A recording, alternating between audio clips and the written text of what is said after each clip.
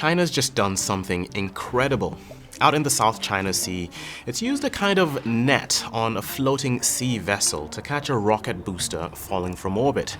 And that makes China only the second country after the US to ever land an orbital booster in one piece, and the first to do so without traditional landing legs. So China now joins the American companies SpaceX and Blue Origin in a unique club, being able to reuse their rockets. No, the Chinese have been working on this for a very long time, so the fact that they've done it is an impressive technical achievement. Only the third entity, I think, to manage to land a first stage booster, but it was not a surprise in any way. That's Bleddyn Bowen, Associate Professor at Durham University, teaching Astropolitics, which is essentially the geopolitics of outer space. And after taking us through the importance of this moment, he'll later point us to other players in the game, including some surprise performances. But back to Beijing's aims. SpaceX has more than 10,000 of its Starlink satellites overhead, and the two constellations China built to answer it have launched just over 400 combined. But this gap could close. It shows that they are emulating the American model now, or rather the SpaceX model, not just in terms of their rockets, but in terms of the satellites that they want to put up. So the reusability of rockets only makes sense if you want to develop satellite constellations that are numbered in the tens of thousands, and that is basically like the Starlink satellite system. And China was also wanting to build its own kinds of mega-constellations like Starlink, so it is putting up Tianfan and Guowan mega-constellations. So these are going to need a lot of rocket launches to be realized, and the more that you launch, the more value you get out of reusable rockets. So how will reusable orbital rockets transform spaceflight? The change that will come will be the cadence of launches once they're able to turn these around very quickly. At the moment, SpaceX is launching once every 2 or 3 days. And that's due in large part to its ability to turn around its Falcon 9 first stage rockets very quickly, and lots of them.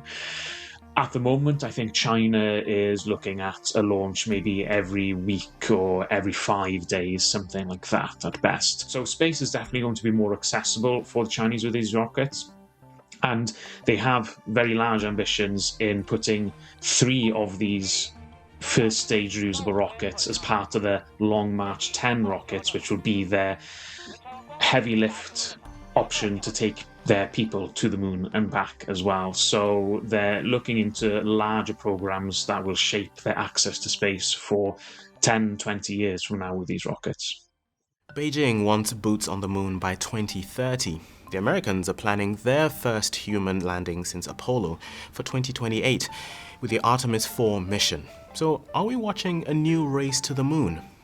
Some Americans think they're in a race, but that's just some Americans. I'm really not sure where the Chinese mentality is on this, because these technologies and these programs don't happen overnight. So both China and America have had manned or crewed moon missions on the cards for a very long time, and neither have been funding them like crash programs. Nothing like the early 1960s that we saw from the Soviets and the Americans then. So these are very long-term, very expensive projects to put robots and people on the moon for exploration, and with a bit of science on the side as well. For the Chinese government and the Communist Party, there's a lot of prestige riding on this. There's a lot of techno-nationalist pride, and using it as a tool to legitimize the Chinese Communist Party, showing that China is now a major power in world affairs, it's a technological leader, it can do what the United States can do, and is perhaps going further than the Soviet Union at the height of its space exploration capabilities. But I think being in a race is perhaps too much of a stretch, because I think the level of effort and the speed at which they're going is not reflecting a race. They're many, many years behind schedule of the original vision of putting Chinese astronauts on the moon. But whenever they do that, and whether it's after an American return or whether it's before the Americans return to the moon, it'll be a huge symbolic moment for the Chinese government and the Chinese people, and they will use it for what it's worth. Now, a flag on the moon is impressive, but the real action is happening much closer to Earth in the orbit where everyone's satellites already live.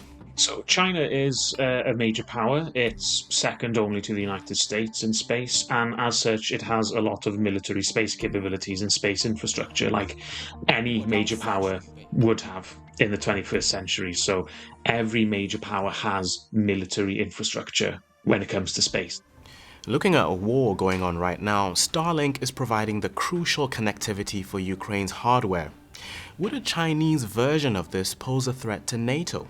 So, as normal military powers do, of course, they want to threaten the useful things their potential adversaries have. So, space is not special in that regard.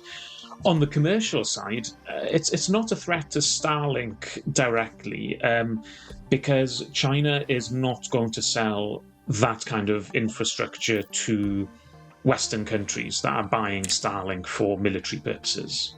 So, I'm sure they would like to if they could, because they would love to make Western forces dependent on them. But no Western country, and Japan and South Korea, they are not going to rely on China for critical military infrastructure services. So Starlink's biggest customer, as far as I know, is the Pentagon.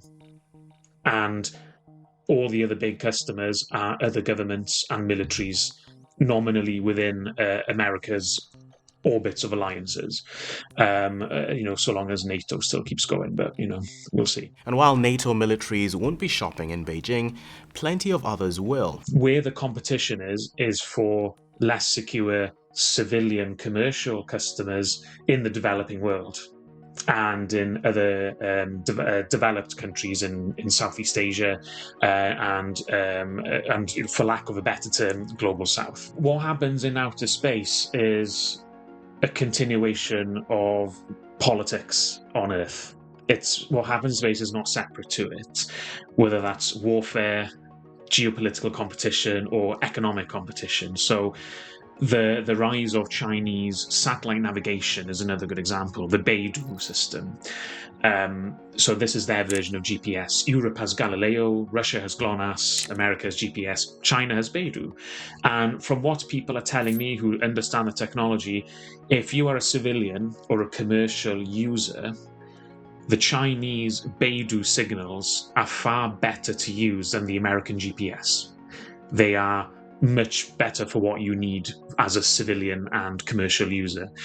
And similarly to Galileo is better than GPS for commercial users. So that's an area where other parts of the world have caught up to American technology and are more attractive. So it's part of the shifting sands of technopolitics around the world, and China is using space infrastructure to make money, to get political influence all around the world. Now that point about Beidou is an important one.